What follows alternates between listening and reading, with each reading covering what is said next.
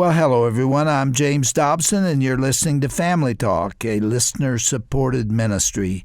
In fact, thank you so much for being part of that support for James Dobson Family Institute.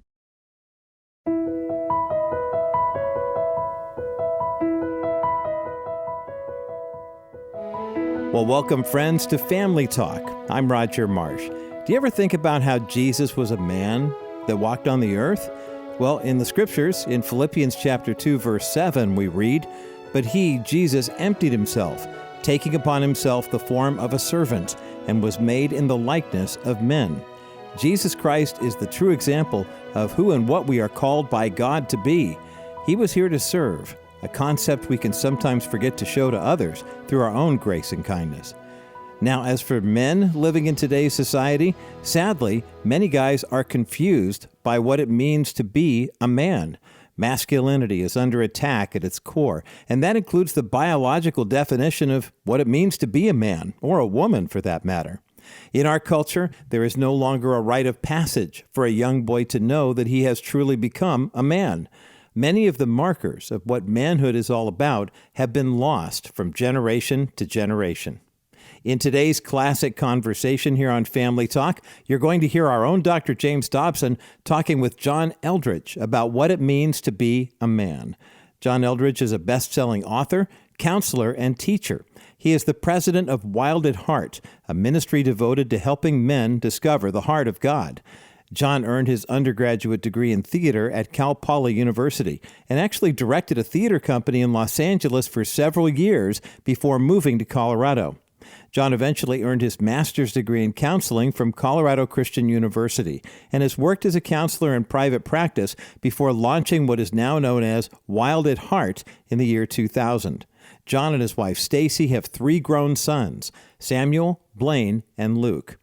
Let's join our own Dr. James Dobson and author and counselor John Eldredge as they discuss the meaning of manhood right here on Family Talk. Isaiah, in chapter 61, Jesus says, "I've come to heal the brokenhearted and set the captive free."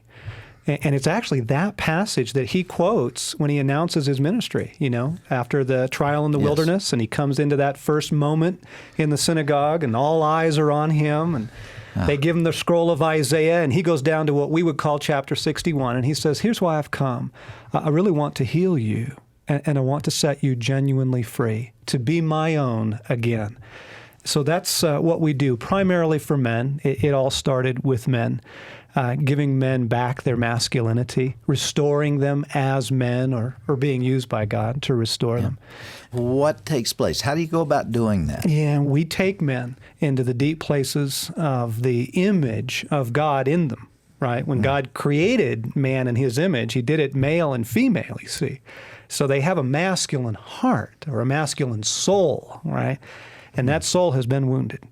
And they don't know who they are as men. They are lost. Many of them. You can say that as a generalization. Most of the men who come do not know what it means to be a man. No, they don't. They don't, Jim. And your ministry has been built around trying to salvage what has happened because of that. Either in the home or in the community. That's right. Right? That's right. It has been the loss of men. I mean, we have a lot of men walking around, but not real men. Where are they? They are lost, and they are wounded. And in some ways, what we've discovered is all a man needs is permission. Permission to admit his real desires as a man, what he really wants as a man, that battle to fight, right? And venture and all of that, and permission to admit his wound, which primarily probably came through his dad, who did not tell him, "You are a man." And your assumption is that almost every man is wounded one way or another. I've never met one who isn't, ever. Anywhere we run into men, I've never met one who isn't, because, we live a long way from Eden. This isn't a world that we were designed to grow up in. And little boys, they don't hear from their dads what they need to hear when they're growing up. That's the best case scenario. What actually happens is all kinds of things are said and done to them that wound them deeply as boys, and they never become men.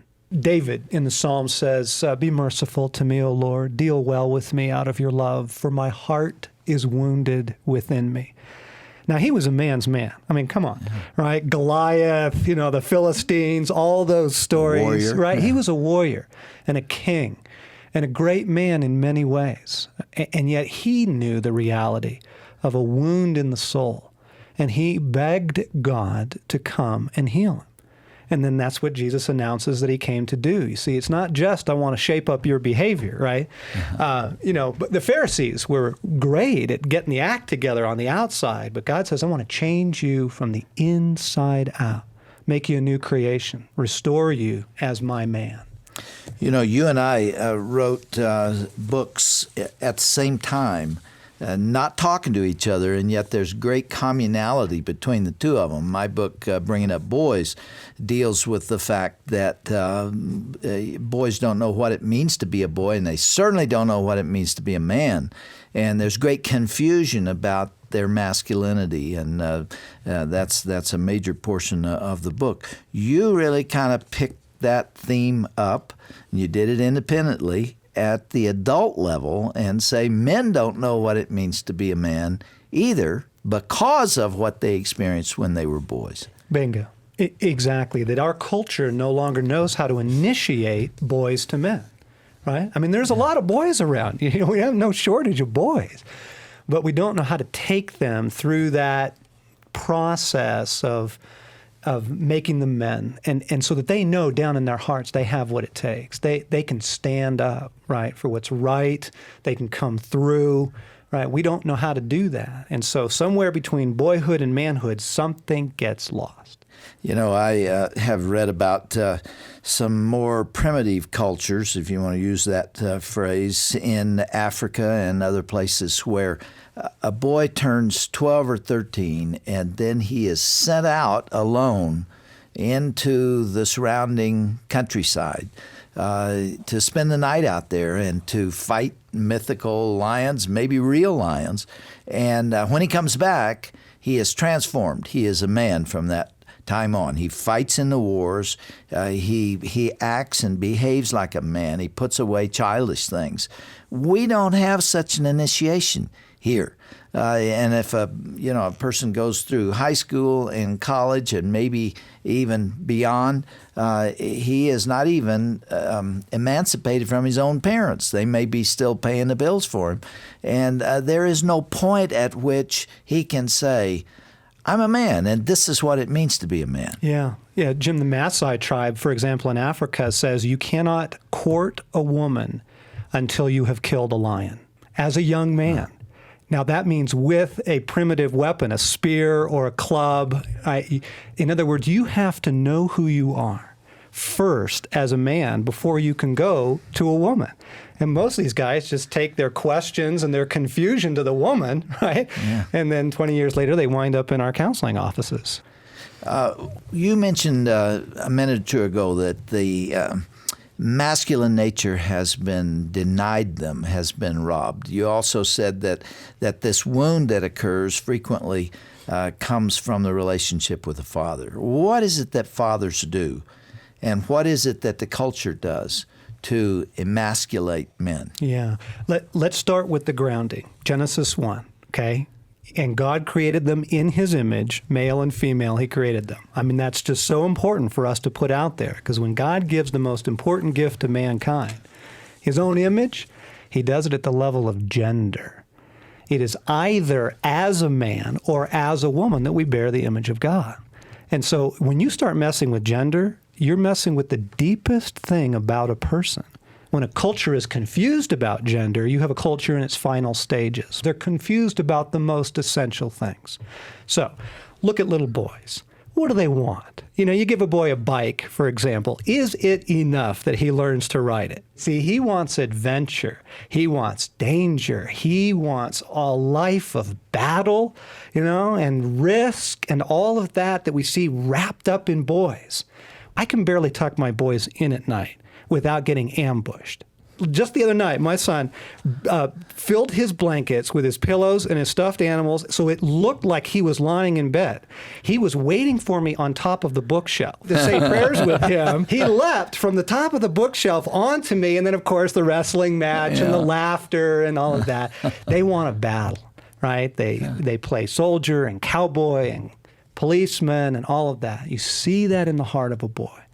And you don't have to make them want this. You have to let them be who they are. And what you're saying is the culture, and sometimes their mothers, sometimes their fathers, don't allow them to be wild at heart. No, isn't it true? I mean, Mom, bless her heart, she's the incarnation of mercy. Okay? I mean, boys learn and little girls learn tenderness, mercy, unconditional love from Mom. Okay? But Mom's got to let go. And she has to let those boys go with Dad, you see, into the masculine world. They've got to go with Dad to play basketball, to go hunting, to enter into that sort of initiation process with Dad. And here's why. Because every little boy has one question. And just one. This is so simple. Every little boy is asking, do I have what it takes? That whole thing of, look, no hands, right? Or can I jump off the dock into the lake, right? Or can I, make the team? Any of those things, it's always the same question. Do I have what it takes? And he looks to Dad to answer it. Daddy, am I a real man? Do I have what it takes? And the power of the Father to either bless or cripple is just astounding. The rest of that boy's life will be shaped by how his dad answered or did not answer that question. How is the question often answered? In passive fathers, with silence. You see, that was my story. My dad was a good man. And we had some early years together that were just precious to me. He taught me to fish, and we'd spend a lot of time out there in a boat catching nothing, you see. But it was the time with my dad. And that it was his delight in me, that he wanted to be with me, and then showing me how to do it, right? And then he became an alcoholic. And he just went silent. Now, he was not a violent man. He wasn't a mean drunk. He was just gone. And so some men just hear silence, like me, and they have an unanswered question, you see. And they typically become the driven men, right? They overcompensate. They become the hyperachievers or even the town bullies, They try and prove that they're something. You see, he wants to look like the man, but he doubts very much he is. And then you have the violent fathers, okay? And their stories, those men know what their wounds are, you see. That young man was in my office not too long ago, and 12, 13 years old, his parents were having an argument, and he stepped in to defend Mom. Now, you see, that's what a man is for, okay? That's what he's meant to do. Rise up, defend, protect. He stepped in between his mom and his dad, and his dad looked at him, and he said, "You, mama's boy." Now, he's 28 years old, and he's in my office, and he says, "That's what I am. I'm a mama's boy." He cannot marry a woman, though he very much wants to, finds himself addicted to pornography. On and on the stories go, right? Because of that violent wound, that blow, that rejection, that name that he was given. You are not a man and never will be. Oh. John, there's so much there. You are saying that this is almost the entire culture. Oh, yes. That everybody has been there. Men especially have been there. Oh, yes. By their inability to find that masculine place. Look at all the issues that you so deeply care about. Divorce and the breakdown of the family, okay? Fatherless children. Pornography, abortion, any of the major social issues, you take any of them, and they will find their root in the inability of men to be men, to play the man, to come through. Because they've got that question in their soul, and that question's never had an answer, or it's had a devastating answer. Do you think schools are emasculating boys? Is it the nature of a boy, honestly, to sit still for 8 hours? The very structure of it, okay? Yeah. And then you've got to wonder why 3 to 4 times the number of boys as girls are diagnosed as, ADHD or ADD or, some sort of learning disorder. They don't have a disease. They are Huck Finn. Right? They are Tom Sawyer. They want out. Of course they're going to climb the banister. Of course they're going to sock their classmate. They're made for a whole different kind of world, a world that you were describing of initiation and sort of a welcoming in, saying, you know what, that aggressive nature, that's a good thing. Now, not to hit your neighbor, but to defend, to protect, those firemen that went up the stairs. Now, we admire them. They're heroes. Aren't they? Where did they get that? That courage. You see, that's deep in the masculine soul, and the schools, in large part, take it away from boys. That's what you were saying in your book, Wild at Heart, discovering the secret of a man's soul. You're really authenticating masculinity. You're saying it's all right to be a little bit crazy, to be a hunter and a fisherman or a bungee jumper. Not everybody, however, has to do those things. My boys love to play chess, but they don't like to get beat. You see, even there, in an intellectual game, a man still wants to win, right? He wants a battle to fight. Now, it doesn't have to be a literal battle. Some men are made to go to war to protect their country and to protect freedom. But other men fight other battles. He might be a doctor, right? And his calling may be to fight for the health of people. You see, to battle disease or injury or harm. He might be a counselor. And his job is to battle the breakdown of a marriage or the loss of a child, you see. But a man needs a battle to fight. It is in his soul. Exodus 15:3, the Lord is a warrior. The Lord is his name, you see? So whether it's hockey, and I'm not a hockey player. I weigh 135 pounds. I never did college football. I don't have trophies of game animals on my walls, But I want a battle to fight. And I know that I'm made in the image of that warrior God. Something happened for my son Blaine this weekend. And it wasn't a successful hunt. It was 4.5 days in the woods with Dad, keeping up with me over some pretty rough terrain, laughing together, having some meals together, being invited into a masculine world. And he was lit up. And when he came home, he just told story after story to Mom and his brothers.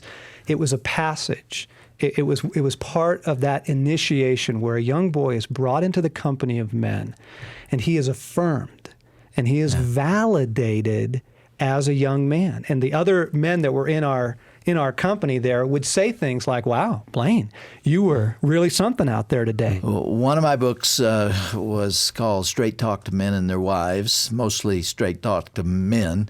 Was written, first edition of it in 1980. It's still out there, and if you get a copy today, you will read there that I said the happiest days of my life were the days that I spent hunting with my dad. And again, it didn't matter if we got anything. It was the two of us out there. I was invited into a grown-up masculine world, and I absolutely loved it. And there were things that took place between my dad and me, the way he related to me there, that didn't happen anyplace else. Yes. And I still look back on those times as just being absolutely precious. When I was 5 years old, my dad and I used to have kick fights. I was in kindergarten, and he would invite me to kick his shins. And I would go after him, and then he would inevitably block my kick by putting his shoe up, and I would run my shin into the bottom of his shoe. And I bruised myself up. My mother was horrified. She was saying, stop, you must quit. And I was laughing, and he was laughing. I loved it. But that was an element of the same thing you're talking about. It is. You see, a boy needs to test his strength on his daddies.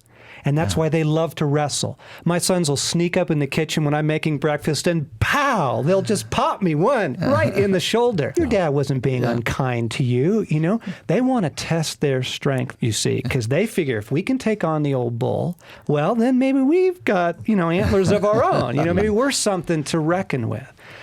See, a man needs to know he's powerful. He needs to know that. He needs to know he's got what it takes when the going gets tough. And you'll watch little boys test that through their whole youth and up into their adolescence, and that whole thing with, you know, adolescent boys and fast cars and, you know, the shoot 'em up movies and that kind of thing. You look at that, that is not psychological disturbance brought on by violent television. They are looking for their masculinity. They're looking to know they're powerful. It has to be controlled, though, doesn't it? It has to be within certain limits. I mean, shaped by the father. Exactly. What we're trying to describe is the question boys are asking. Daddy, do I have it? Do I have what it takes? And the role of the father to answer that question for his son, not just once, but 1,000 times over his youth. And if all you'll do now is just look for it when he's playing in the yard, when he's building a model airplane, the question will come up. I can't do this. I don't have what it takes. And it's the father's role to step in and say, son, you do. You do. In fact, this is absolutely amazing. Right before Jesus starts his official ministry, okay? He's obviously been in the carpenter shop for years, but he's now going public, okay? And it's those last 3 years. He is baptized by John in the Jordan.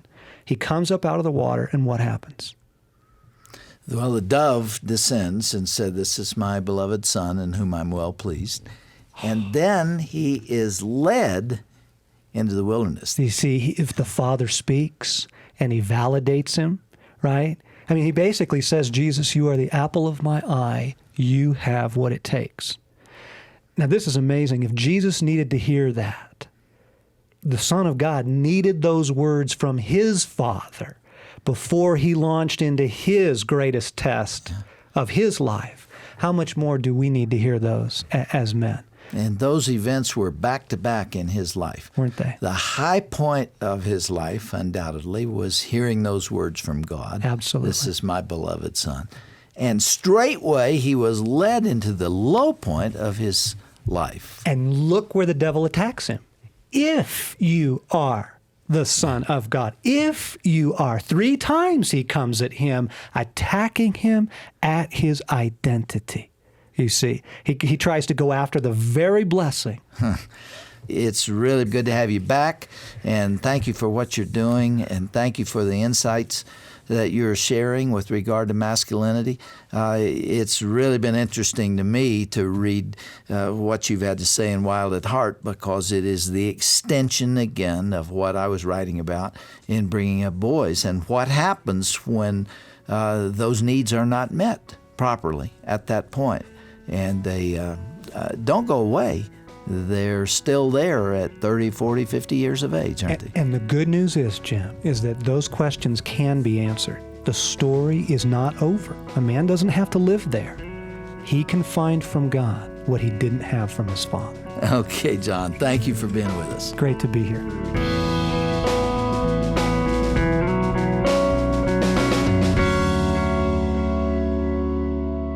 Men do need to reclaim their identity in Christ, and as men. You've been listening to John Eldredge, sharing with our own Dr. James Dobson here on Family Talk about what makes a man and how to live an abundant life. Now, if you missed any part of today's discussion, you can listen again on our website at drjamesdobson.org/Family Talk. That's drjamesdobson.org/Family Talk. And remember, you can now listen to our daily broadcasts in a quick and easy way through Amazon Alexa. The next time you have your friends all around the house and you can't get to the phone or radio, remember you can still listen to our latest program through Alexa. Learn how to get started when you go to drjamesdobson.org/Alexa. That's drjamesdobson.org/Alexa. Even though Roe v. Wade was overturned just over a year ago, did you know that the fight to protect the preborn is far from over? To support expecting parents, young families, and new mothers in need, you can stand with us today. Too few people realize that the local Pregnancy Resource Center is literally on the front lines of that mission field, sharing the gospel and ministering to pregnant women, young moms, and their children. To encourage these inspiring ministries, the Dr. James Dobson Family Institute urges every church and Christian to adopt a PRC, a Pregnancy Resource Center. Now, to find a PRC in your area, you can go to a special web address that we have created for you at drjamesdobson.org/PRC. It's that simple.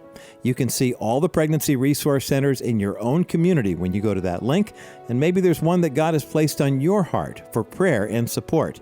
Remember to keep these expecting moms and their babies in your prayers each and every day as well. Go to drjamesdobson.org/PRC.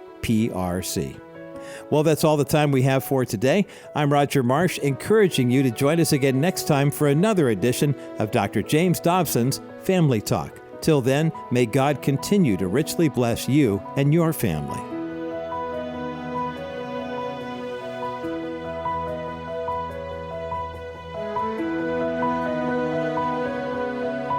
This has been a presentation of the Dr. James Dobson Family Institute.